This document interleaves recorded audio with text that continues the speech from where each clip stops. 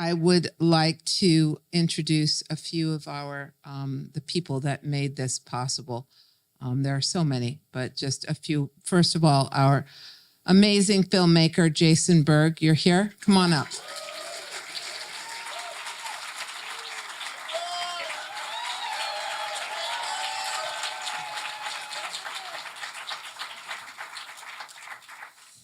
Thank you, Jason. Have a seat. And now from Artist Equity, Jillian Brown, who produced this and was there tirelessly.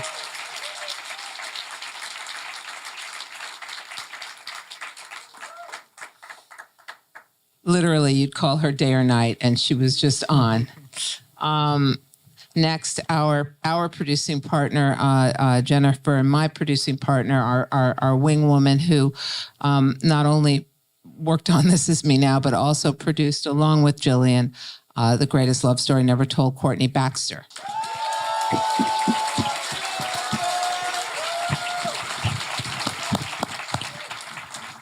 And it's funny, when I was outside just now and Amazon was saying, so you're going to, do the Q&A, I said, so I'll bring Jason and Jillian and Courtney up. They went, and Jennifer. I forgot. The amazing, the woman who makes all of this possible. There's, it's funny, they say don't meet your heroes, but she's everything I ever wanted her to be. Come on up here, Jay.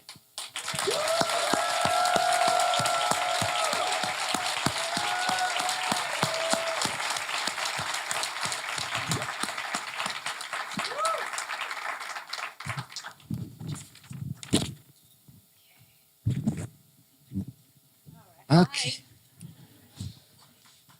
There you go, guys. Okay. Okay. Quick Q&A. So we called the millions of people, and here's the top questions that they asked us to ask. Oops. Okay, Jennifer, this one's for you. Why did you do this documentary? And did you hesitate at all? It wasn't my idea. Right. It wasn't my idea to photograph every single moment of doing this. To be honest, when we started making the film, it just kind of got more and more bizarre. And my husband, who had a front seat to the whole thing, really was the one who was like, we should be capturing this. And he brought on this amazing team. And that's kind of how it happened. Did you hesitate at all? I feel like along the way I was it's like stutter stepping the whole way, knowing that I wanted to go forward, knowing that I had this tremendous impulse and kind of like drive to say something like I had not wanted to say in my whole life. In being an artist and even in growing up, like I've never wanted to kind of share something in that way, the way I did when I got back together with Ben and we started making this album. And I have some of my team here who made the album with us. But it was just very clear to me that I had to, one, make this music because it was just kind of very organically pouring out of me what I wanted to say about love and what I had discovered and what I wanted to share. And then in that kind of revisiting the 20 years in between was inevitable. And so as that started happening, you start realizing there's so much more to the story to tell than just the music and just the movie. There's even more than that, right? And it became kind of a quest of like, I have to do this. I have to get this done. And so. And now, it's just so extraordinary when you see the amazing reviews for this and for your original, the Amazon original. We all seem so smart, right? in retrospect.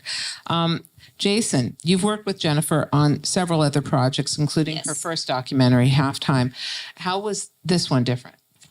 Halftime was fast paced. We were, going, doing the Super Bowl, and we were traveling between New York, LA, Miami, and we were just moving. I think the difference with this is we were still. And, there was this 6-week period or 8-week period with a lot of, emotional scenes and very personal, deeply personal scenes. And for us, it was, as a crew, it was, we concentrated on giving her the respect of, us being there, but not being in her face, which I do pretty good sometimes. Sometimes I'll fall or I'll hit something. You do have a tendency to trip over things backwards. Yes. But, this was, obviously deeply personal. And I'm just very grateful that, I was asked to do this because working with Jennifer for the last 6 years has been, one of the highlights of my life. I understand. Jillian, this is the first time you've worked with Jennifer. Were you nervous? I was nervous to work with everyone, Elaine. I was nervous to work with you. I mean, it was like, I come from the doc world. I've come from indie films. All of a sudden I found myself on this avenue of giants with these Hollywood legends. Ben and Matt, of course, but then Elaine and Benny and you, Jennifer. And I was very nervous and excited and honored and also curious. Curious to see where you wanted this to go. So many films, so many docs, I think, out in the world right now are about famous people, are about public figures.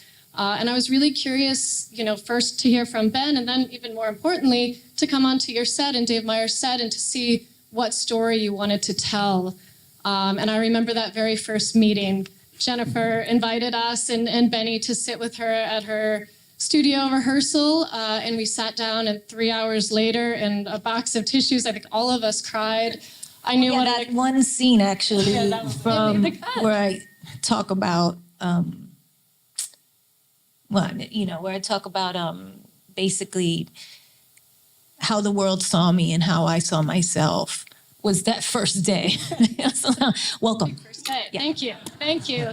And it never really stopped. I think that set the bar and set the tone for everything else, and it was such a deep honor. So thank you. Were you surprised at how much access she gave you? I was surprised, and I felt a great responsibility. It's your personal life. It's your husband's personal life, and I think all of us approached the project with that understanding, and are very grateful with what we were able to share ultimately. So thank you. Court, you're our producing partner on everything we do, and hopefully everything we will do. But on this one, you produced This Is Me Now, and you produced the documentary. Yes.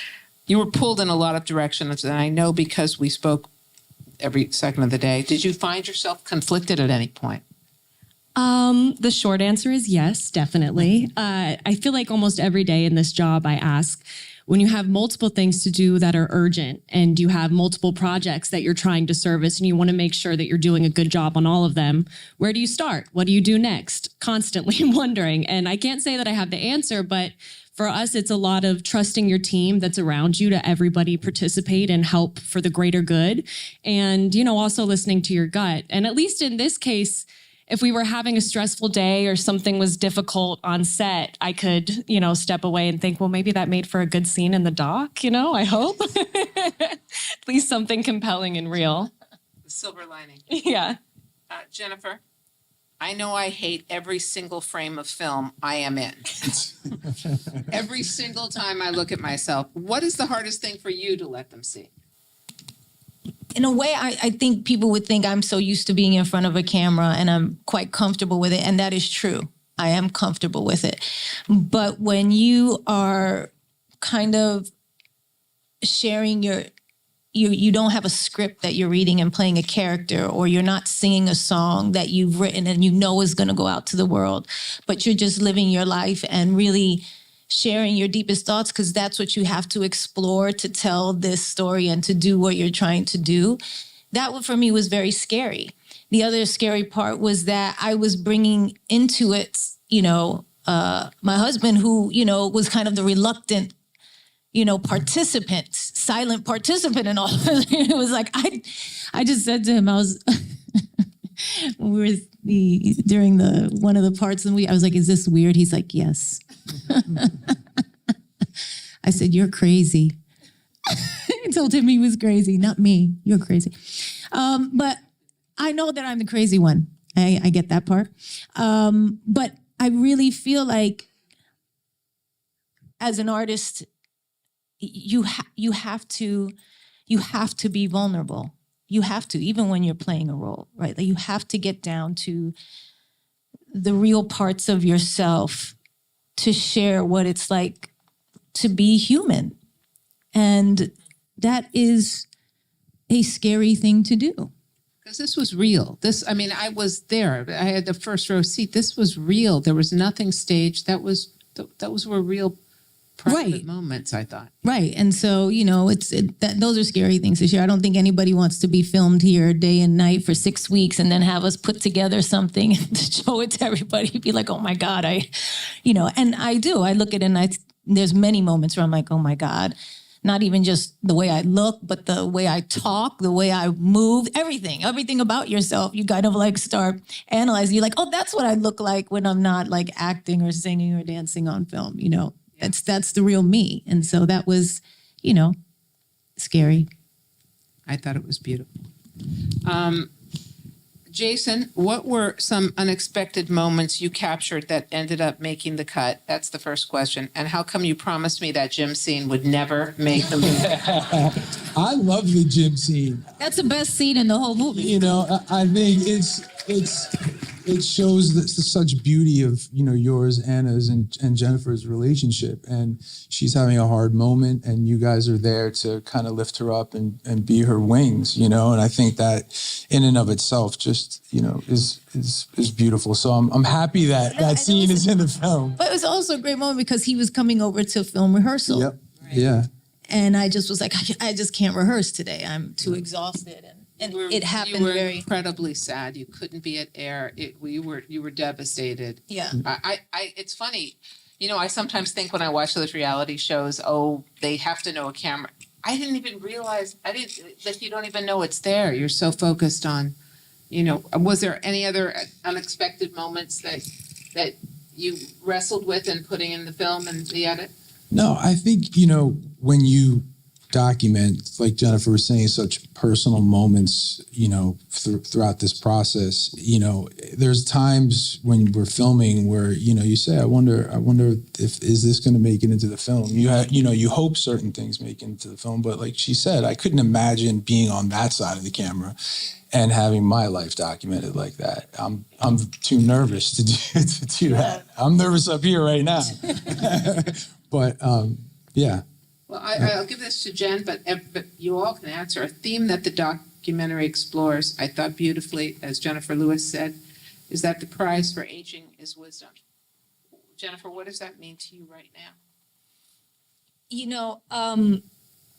Picking all of the zodiacs, I picked, Jennifer Lewis specifically because that's who she really is, right? Like you saw, just who she was, and that's what she bought. I wanted her to bring that to the documentary, and she's always kind of spewing out this wisdom that's hard earned from a life lived fully, and that means you inevitably have really dark and hard moments. And so for me, that's what it is. It's the survivor. It's what This Is Me Now is about, right? I said, This Is Me then was me at that time, 20 something years ago now, where I was just like making my first albums and trying to become this person and all the dreams that I had and trying to be that, right? And become that. But This Is Me Now is like, yeah, that was me then. Who I am now is a totally different person who's been through all of this stuff. Some of it was really, really painful. Some of it was really magnificent.